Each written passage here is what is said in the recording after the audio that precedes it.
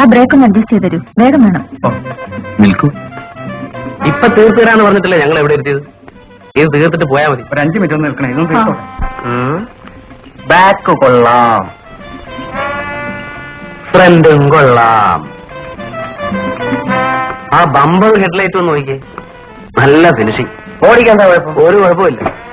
Strong and clean, നല്ല കളറും. ഒന്ന് ഓടിച്ചു നോക്കാതെ ഇനി ഞാൻ അഭിപ്രായം പറയത്തില്ല. അത് വേണ്ട, എനിക്ക് ഈ കണ്ടീഷൻ തന്നെ ഇഷ്ടപ്പെട്ടു.